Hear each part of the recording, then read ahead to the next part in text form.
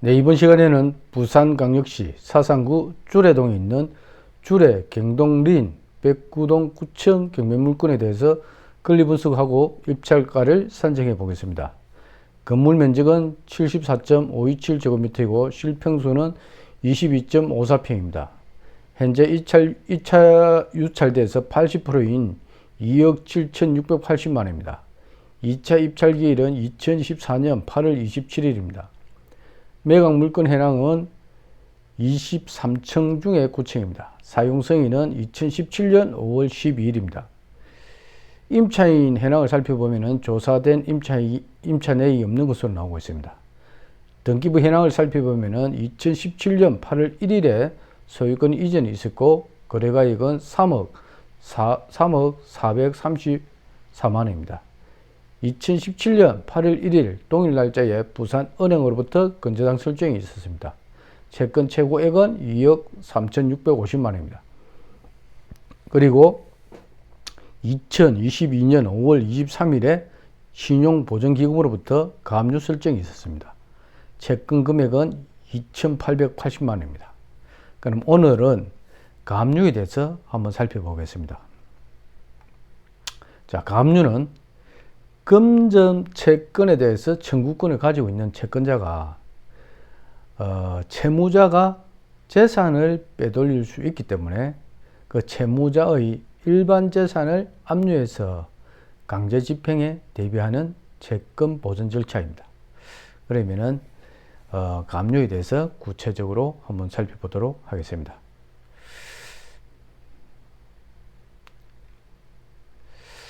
일단 먼저 가압류의 배당 순위에 대해서 한번 살펴보겠습니다. 먼저 가압류의 배당 순위는 채권자 평등 원칙에 의해서 다른 채권자의 순위에 관계없이 안분 배당을 한다는 것입니다. 그래서 선순위 물권자인 건저당권자나 전세권, 담보가등기, 확정일자 임차권자에게 언제나 뒤지게 되어 있습니다. 그리고 후순위 물권자와는 동순위로 안분 배당을 받게 되어 있습니다. 한 번 더 설명드리면은 가압류의 배당 순위는 가압류가 일반 선순위 물권자인 건저당권자나 전세권, 담보가등기, 확정일자부 임차인에게는 언제나 뒤지게 되어 있고 후순위 물권자인 건저당 전세권이 후순위일 때, 가압류보다 후순위일 때는 동순위로 안분 배당을 받게 된다는 것입니다. 자, 그리고 가압류와 가압류가 이렇게 선순위 가압류 또 후순위 가압류가 있으면은 이럴 경우는 순위에 관계없이 안분 배당을 받는다는 것. 자, 한 번 더 설명드리겠습니다. 자, 가압류의 배당 순위는 채권자 평등의 원칙에 따라서 선순위 가압류, 후순위 가압류가 있을 때, 자, 순위에 관계없이 안분 배당을 받게 되고, 그리고 선순위에 물권자가 있을 때, 즉 건저당권자나 전세권자, 담보가등기, 확정일자부 임차인에게는 언제나 뒤지게 되어 있습니다. 그리고 가압류가 선순위고 후순위에 물권자가 있을 때, 즉 건저당권이나 전세권, 담보가등기, 확정일자부 임차인이 있을 때는 가압류가 선순위임에도 불구하고 동순위로 안분 배당을 받게 된다는 것입니다. 자, 다음은 가압류는 배당 종결까지 배당 요구를 하지 않더라도 배당에 참여할 수 있는 자동 배당 대상입니다. 자, 단 경매 개시 결정 기입 등기 이후에 설정된 가압류는 배당 요구를 해야 배당에 참여할 수 있습니다. 다시 한 번 더 설명드리면은 가압류는 경매 개시 결정 기입 등기 이전에 가압류 설정이 되어 있을 때는 자동 배당을 받게 됩니다. 그래서 배당 요구 종결까지 배당 요구를 하지 않아도 가압류가 경매 개시 결정 기입 등기 이전에 설정되어 있을 때는 자동 배당을 받게 되고 경매 개시 결정 기입 등기 이후에 가압류가 설정되었을 때는 배당 요구 종결까지 배당 요구를 하여야만 배당에 참여해서 배당을 받게 되는 것입니다. 그리고 부동산 경매에서 가압류는 말소 기준 등기에 포함되고 있습니다. 자, 다시 한번 더 설명드리면은 부동산 경매에서 가압류는 말소 기준 등기가 된다는 것입니다. 자, 그 정도 아시고 또 배당에 대해서 한번 설명을 또 드리도록 하겠습니다.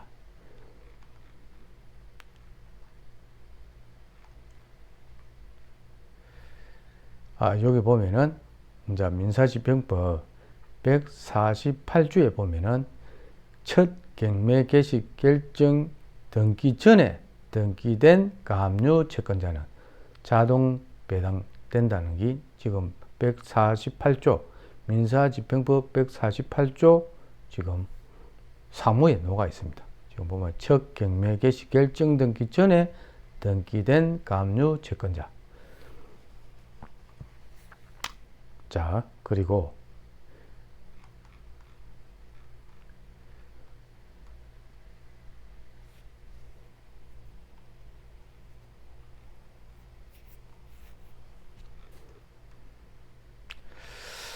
자, 배당 순위에 대해서 건저당과 가압류의 배당 순위에 대해서 한번 설명해 드리겠습니다.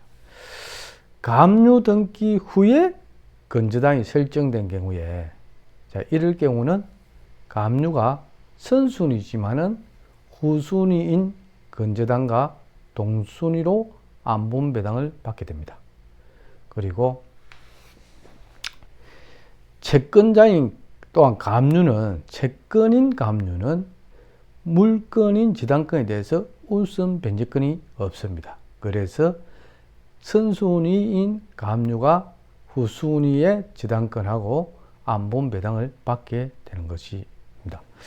그리고 선순위 가압류와 후순위 건저당은 서로 우선 변제권을 주정할 수 없습니다. 자, 만약에 건저당이 선순위고 가압류가 후순위면은 당연히 건저당권이 우선 변제권을 주장할 수 있는데 선순위가 가압류일 경우 후순위가 건저당일 경우는 서로 우선 변제권을 주장할 수 없기 때문에 동순위로 안분 배당을 받게 되는 것입니다. 자, 배당에 대해서 구체적으로 한번 설명을 드리도록 하겠습니다. 자, 1순위로 가압류가 3억이 있습니다. 그리고 건저당이 2순위로 3억이 있습니다. 그리고 3순위로 건저당이 4억이 있습니다. 그리고 강제 집행 신청을 4순위로 했고 5순위로 낙찰자가 낙찰을 받았습니다. 그리고 6순위로 배당을 5억을 받았습니다.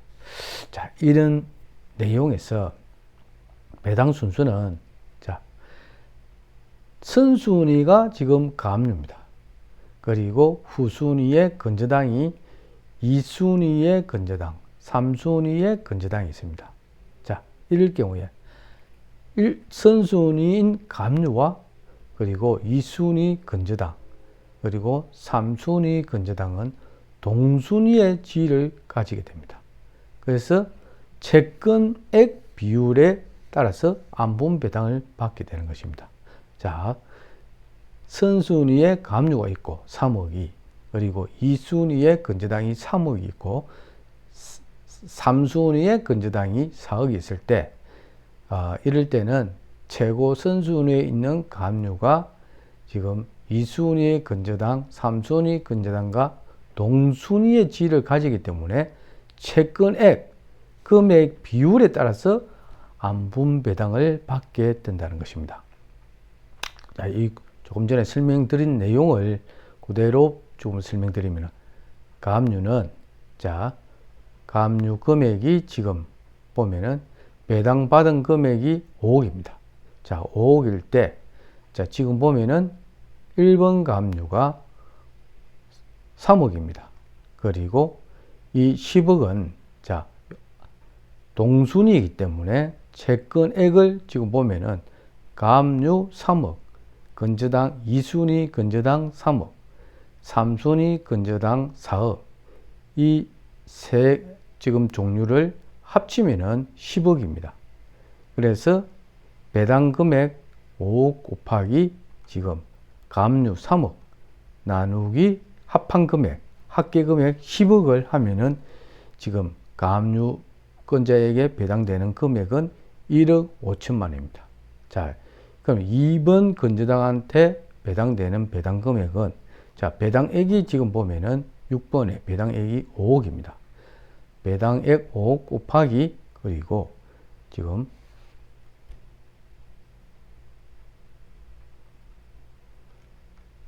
지금 2번 건저당이 3억입니다. 3억의 합계 금액, 지금 1번, 2번, 3번 합계 금액이 지금 보면은 10억입니다. 그래서 2번 건저당의 3억 나누기 합계 금액 10억을 하면은, 자, 1억 5천만 원입니다. 그리고 3번 건저당. 3번 건저당은 지금 보면은 4억입니다. 그리고 역시 배당 금액은 5억입니다. 그러면은 5억 곱하기 3번 건저당의 건저당액 4억 나누기 합계 금액 10억은 하면은 3번 건저당에게 배당되는 금액은 2억입니다. 자, 이렇게 1번 가압류한테는 1억 5천만 원, 그리고 2번 건저당에게는 또 1억 5천만 원, 3번 건저당에게는 2억이 배당되는 것입니다. 자, 여기 보면은 순서가 이렇게 돼 있을 때 1번이 최선순위가 가압류이다 보니까 1번 가압류, 2번 건저당, 3번 건저당은 동순위가 된다는 것입니다. 그래서 이렇게 채권액 비율대로 안분 배당을 하면은 계산식은 이렇게 된다는 것입니다.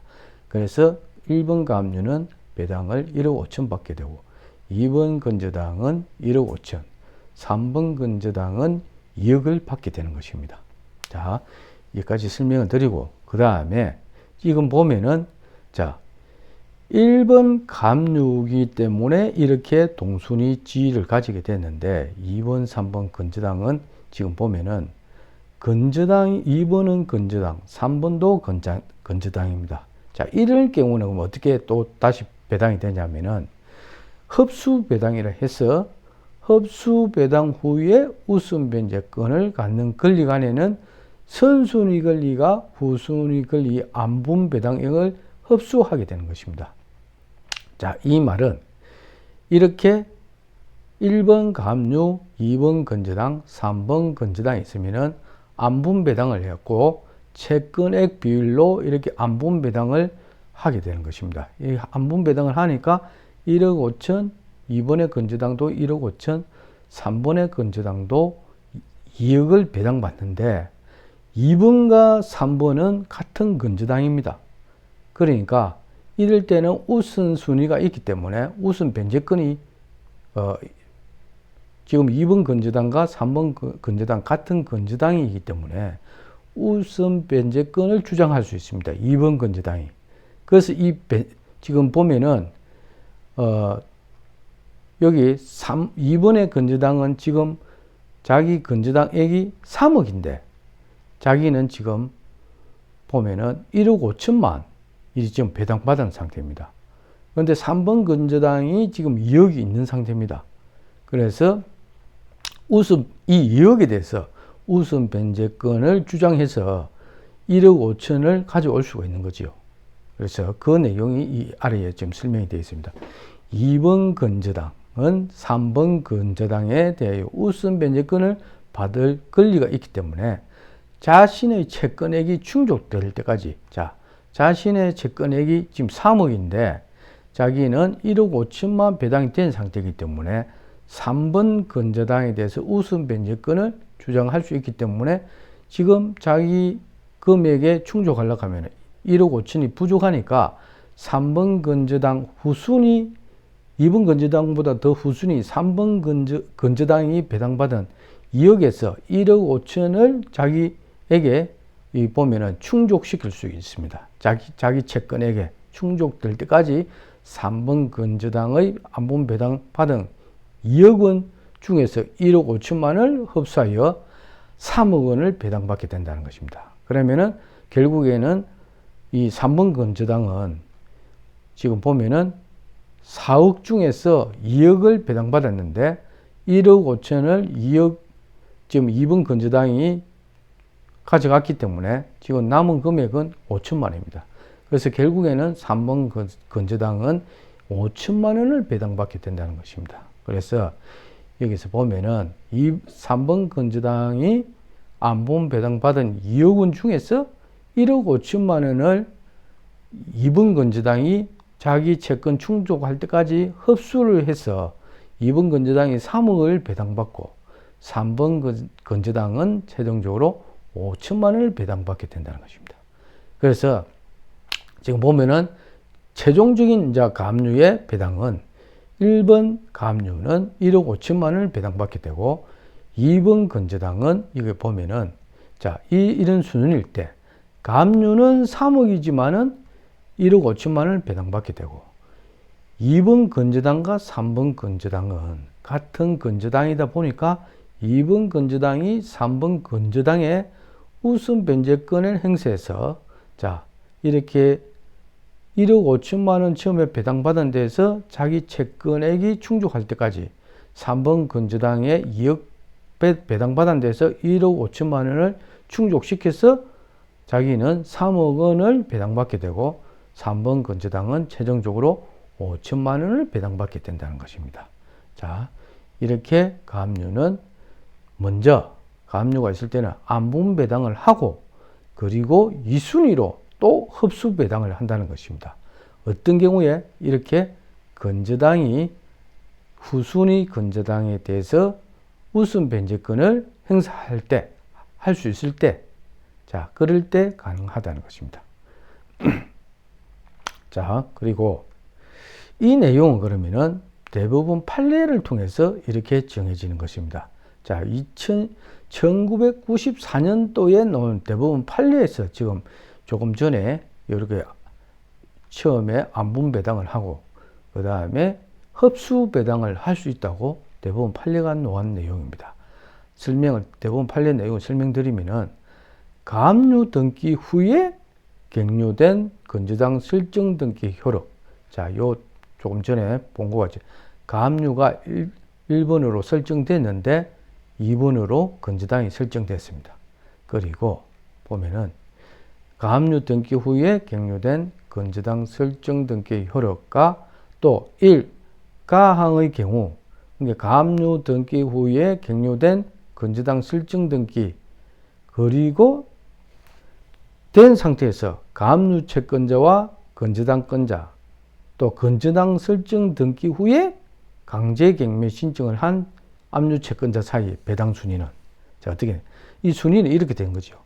가압류 등기하고 가압류가 등기된 상태에서 건저당 설정 등기가 되고 그리고 건저당 설정 등기 후에 또 강제갱매를 신청하게 된 것입니다. 그래서 강제갱매를 신청한 압류 채권자가 이제 이렇게 세 가지가 있는 거죠. 가압류 등기를 하고 난 다음에 건저당 설정 등기를 하고 그리고 건저당 설정 등기 후에 강제갱매를 신청한 압류 채권자 이 사이에 배당 순위가 어떻게 되냐 이 말입니다. 그래서 대부분 판례에서는 자, 가압류 등기가 먼저 되고 나서 건저당 설정 등기가 맞춰진 경우는 어떻게 되냐? 자, 가의 경우는 가압류 채권자와 건저당권자 그리고 건저당 설정 등기 후 강제갱매를 한 압류 채권자 사이 배당 관계에 있어서는 자, 건저당권자는 선순위 가압류 채권자에 대해서 우선 변제권을 주장할 수 없다는 거죠. 자, 최고 먼저 1순위가 가압류가 설정되고 그 다음에 건저당이 설정되었기 때문에 건저당권자는 선순위 가압류권자에게 대해서 우선 변제권을 주장할 수 없다는 것입니다. 그래서 1차로 채권액에 따른 선순위가 감누기 때문에 그 이순위 건재당하고 안분 비례해서 평등 배당을 받는다는 것입니다. 평등 배당을 하고 그 다음에 후순위 경매 신청 압류 채권자에 대해서는 우선 변제권이 인정된다는 것입니다.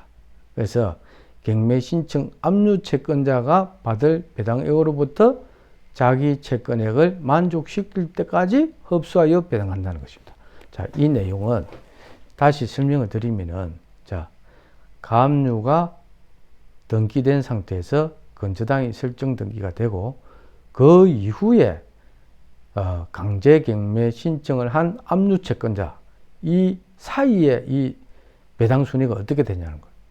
그래서 제1 선순위가 가압류다 보니까 그 2번 건저당과는 안분 배당을 하고, 그리고 이 안분 배당하고 난 다음에 이 건저당은 이 압류 채권자가 배당받은 금액에 대해서 자기가 이게 보면은, 자, 압류 채권자에 대해서는 우선 변제권이 인정된다는 것입니다.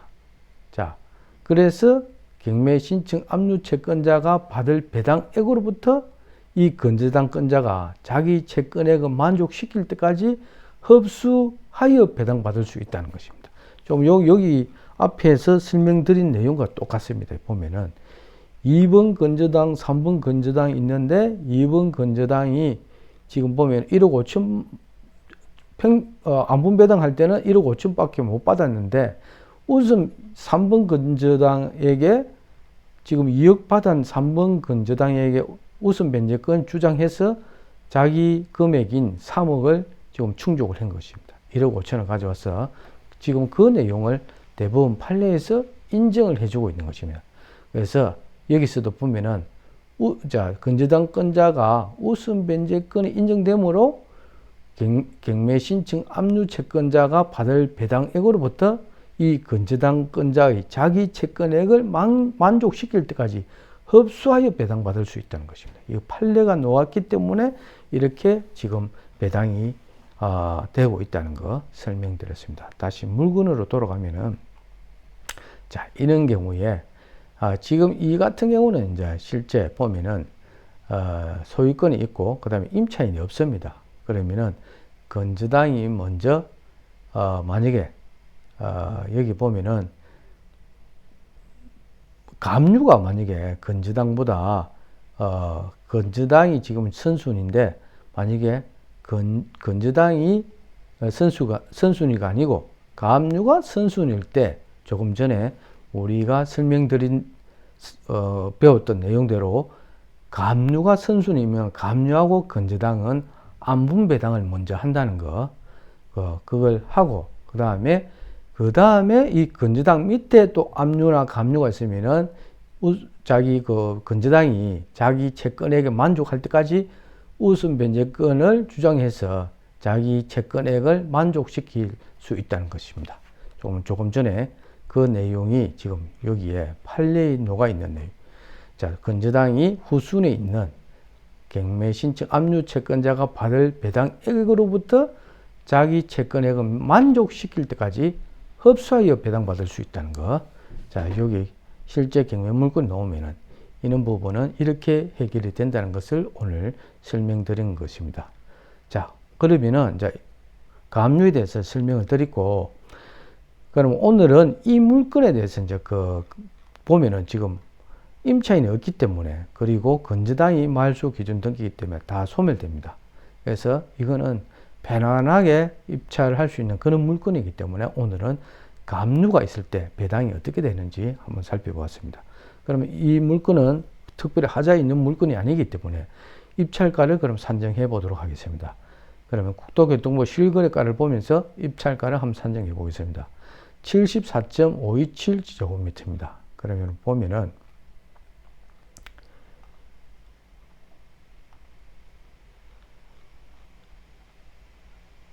자, 74.527 요 면적입니다.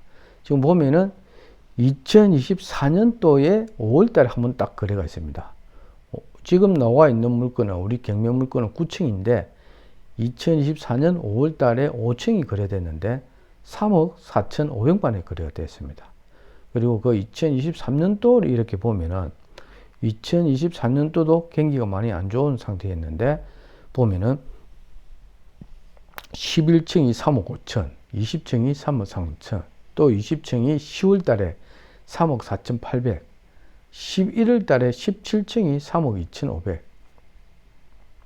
그러다가 지금 2024년 5월 달에 지금 3억 4,500 정도 이렇게 거래가 되었습니다.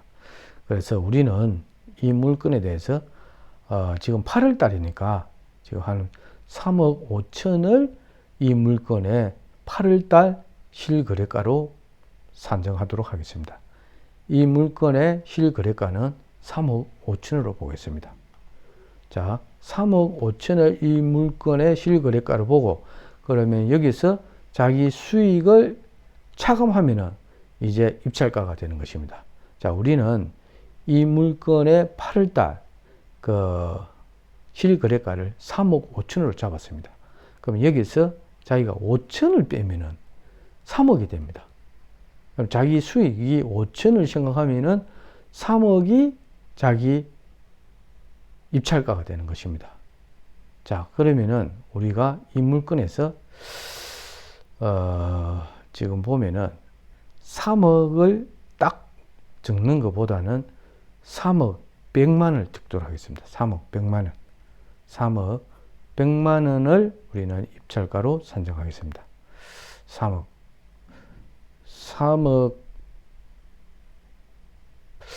5천인데 5천만 원 수익은 좀 무리인 것 같습니다. 우리가 봐도 3억 1천만 원이 좋을 것 같은데요. 지금 보니까 3억 다시 한번 보면은 자 지금 3억 1천만 원에 거래된 적이 없습니다. 보통 보면은 그래서